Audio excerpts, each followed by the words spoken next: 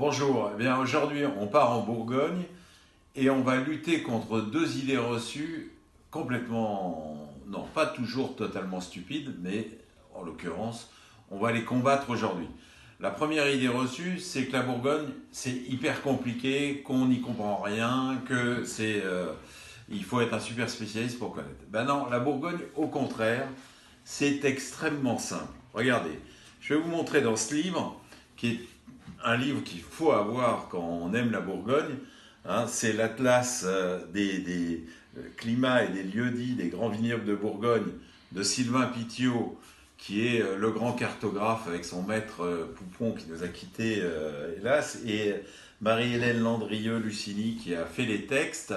C'est une Bible sur la Bourgogne. Alors dans cette Bible, bah, regardez la carte de la côte de Beaune et de la côte de Nuits. Vous voyez que la Bourgogne, c'est très simple.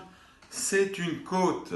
C'est une côte qui part du nord, à partir de Dijon, et qui va au-delà de Beaune, vers la côte chalonnaise. Alors, c'est quoi cette côte?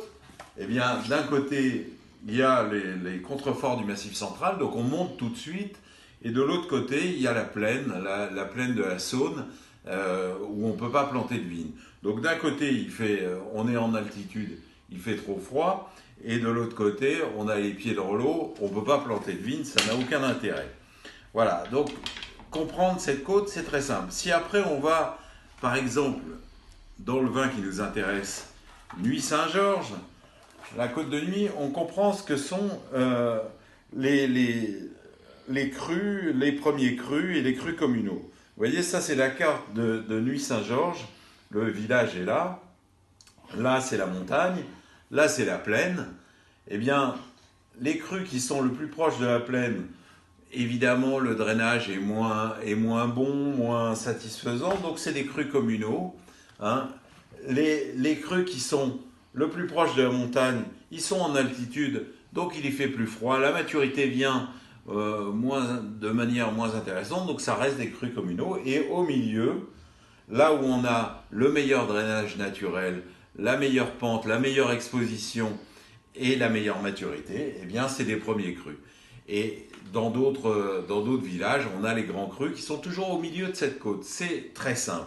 Alors ce cru-là, c'est un bousselot. Les bousselots, voilà, c'est ici, c'est un cru très très bien situé à la sortie du village de Nuits-Saint-Georges et c'est vraiment quelque chose d'intéressant. Et mon deuxième sujet, ma deuxième idée reçue que je veux combattre aujourd'hui, c'est que les Bourgognes, c'est inaccessible. Et ben, je vous ai trouvé ce petit domaine artisan, le domaine Julien, qui fait de formidables Nuits-Saint-Georges, qui est à des prix tout à fait acceptables et que tout le monde peut avoir. Évidemment, c'est un peu compliqué, il faut aller sonner à la porte du monsieur. Vous n'allez pas le trouver chez le caviste du coin, en tout cas pas chez tous les cavistes du coin. Mais ça, c'est un très bon artisan de Bourgogne, comme il en reste beaucoup, avec l'étiquette à l'ancienne, façon parchemin. Et un vin qui a beaucoup, ça c'est un 2007, donc les Bousselots 2016, pardon, 2016, 2007, non, 2016. C'est un vin tout à fait sincère, authentique, un vrai Nuits Saint-Georges.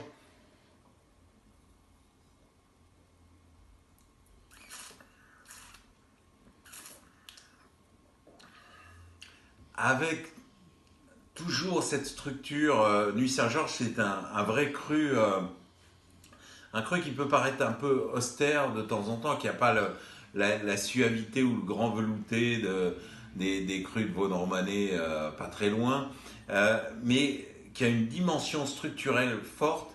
Mais là, il y a en plus de la finesse de texture, de l'élégance, de l'authenticité. C'est vraiment un cru qui porte sa belle maturité.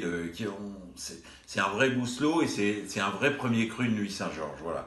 C'est un vin qu'on peut garder en cave, mais comme je l'ai souvent dit, aujourd'hui, les bons vins, on peut les boire après 4-5 ans, ils sont parfaits. Mais ce vin-là, on pourra aussi le garder, en tout cas d'autres bouteilles que celle-là, une quinzaine d'années en cave.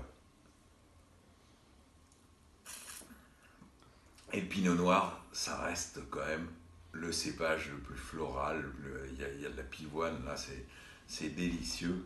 Vous ne pouvez pas aller chez le fleuriste, mais on peut trouver des vraies pivoines, au moins dans nos vins, dans les vins que je sors de ma cave. À demain et faisons-nous plaisir avec la Bourgogne et on pense à la Bourgogne.